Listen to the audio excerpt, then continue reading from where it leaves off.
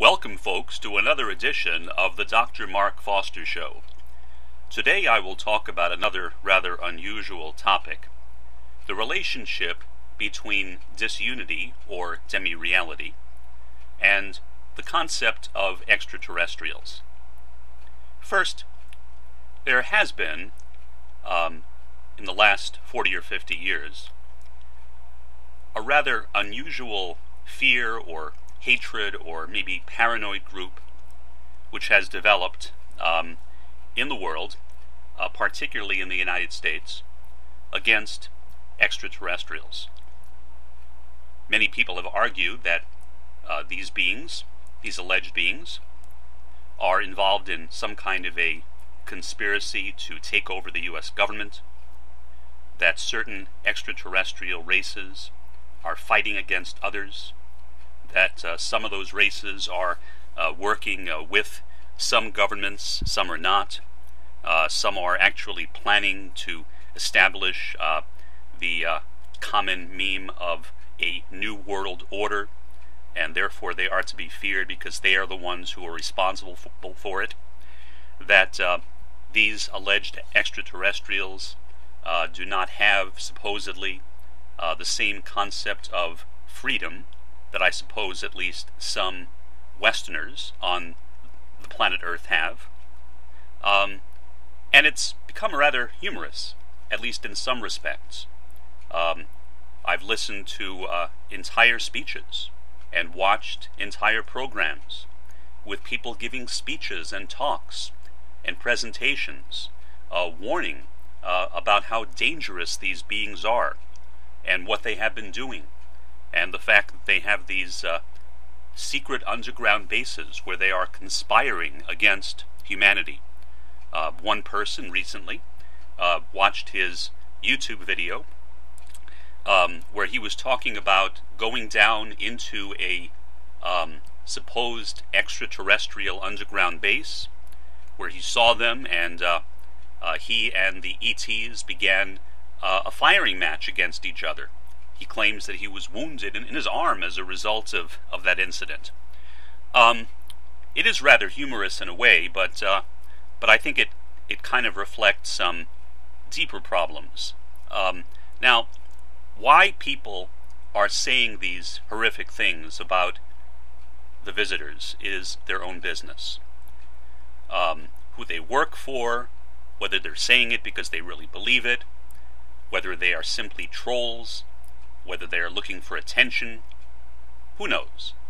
There's no way of knowing specifically.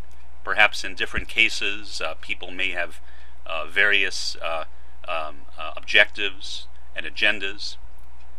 What I can say, however, is that, at least to my understanding, there is no way that a species could progress to an advanced industrial level where they are capable of interplanetary travel and be trapped in the same disunity or demi-reality, as Roy Bhaskar calls it, as we are.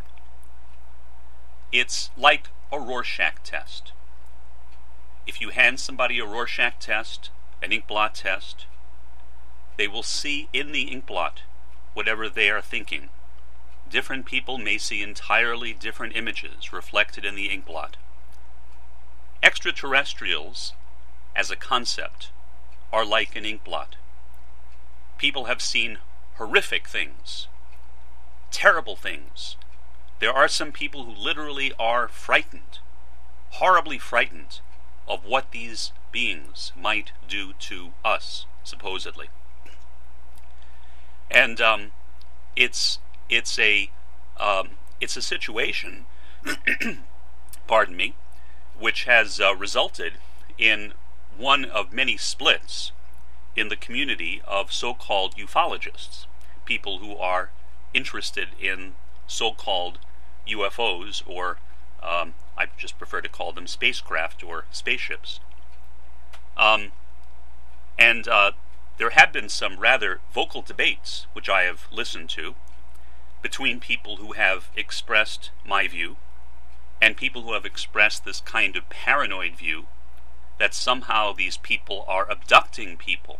They're abducting us to steal our genes. Recently, I heard one person on a radio show, I won't say which one, and I won't mention what his name is, where he was talking about the phenomenon of alien abduction, so-called, and the host asked him, well, why do you think that these abductions are taking place? And his response, and I assume he was being totally serious, because they want to eat us. To be honest, I cracked up laughing when I heard that, but I'm sure that some people took him seriously and thought, well, gee, maybe that's the reason. Maybe these supposed alien abductions are taking place because we are their food. So I think it's important to put the issue into perspective. Rather than looking at the subject of extraterrestrials and projecting our own demi-reality upon these beings, instead, I think, we should be looking at these beings in the context of what Roy Bhaskar calls the cosmic envelope. The cosmic envelope, also called the ground state or co-presence or non-duality, is a condition of unity. It is a real condition, a level of the real, a level of reality.